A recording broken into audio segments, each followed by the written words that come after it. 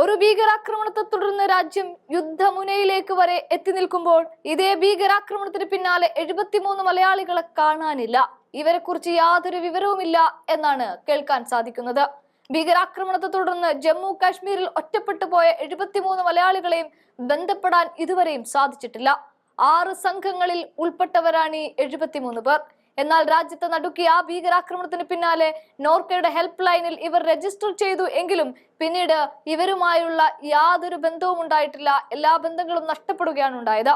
ഇതുവരെ 51 സംഘങ്ങളിലെ 560-ൽ അധികം മലയാളികളെ കണ്ടെത്തി കാശ്മീരിന് പുറത്തെത്തിക്കാൻ കഴിഞ്ഞിട്ടുണ്ട്. പക്ഷേ അപ്പോഴും ഈ 73 പേരെ കുറിച്ച് യാതൊരു വിവരവും കിട്ടിയിട്ടില്ല എന്നും ഇവരെ കോൺടാക്ട് ചെയ്യാനോ അവർ രജിസ്റ്റർ ചെയ്ത നമ്പറിൽ ബന്ധപ്പെടാനോ സാധിക്കുന്നില്ല എന്നാണ് പറയുന്നത്. നൽകിയ വിവരങ്ങളുടെ അടിസ്ഥാനത്തിൽ 6 സംഘങ്ങളിലായിട്ടുള്ള ഇവരെ കുറിച്ച് ഇനി അറിയേണ്ടതുണ്ട്. ഭീകരാക്രമണത്തിന്റെ പശ്ചാത്തലത്തിൽ നോർക്ക ഹെൽപ്പ് ഡെസ്ക് തുടങ്ങിയിരുന്നു.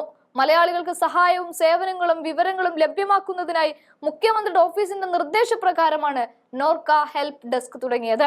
കാശ്മീർ ഭീകരാക്രമണത്തിന്റെ നടുക്കുന്ന ദൃശ്യങ്ങളൊക്കെ കഴിഞ്ഞ ദിവസങ്ങളിലായി പുറത്തു വരുമ്പോൾ ബൈസരൺ താഴ്വരയിൽ വിനോദങ്ങളിൽ ഏർപ്പെട്ട മനുഷ്യർക്ക് നേരെ ഒഴിക്കുന്ന ആ ഒരൊറ്റ നിമിഷം കൊണ്ട് അവർ മണ്ണിലേക്ക് പതിക്കുന്നതൊക്കെ നമ്മൾ കണ്ടതാണ്.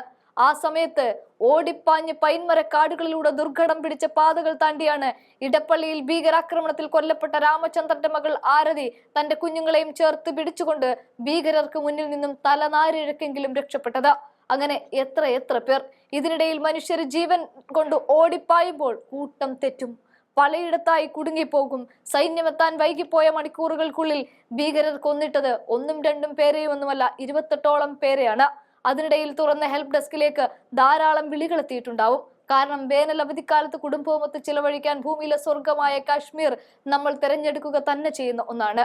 പക്ഷെ അതിങ്ങനെ ആയിത്തീരുമെന്ന് നമ്മൾ ആരും കരുതുന്നില്ല. ആക്രമണം നടന്നതിന് പിന്നാലെ നമ്മുടെ സിദ്ദീഖും മുകേഷും അടക്കമുള്ള 4 MLA-മാരും അവരുടെ കുടുംബങ്ങൾ കാശ്മീരിൽ പെട്ടുപോയിരുന്നു. അവർ സംരക്ഷിതരും സുരക്ഷിതരുമാണ് എങ്കിലും സാഹചര്യം അത്രമേൽ മോശമാണ് എന്ന് അവർ തന്നെ പറഞ്ഞതും നമ്മൾ കേട്ടു. ചുറ്റിനും സൈന്യവും സായുധ സേനയുമാണ്.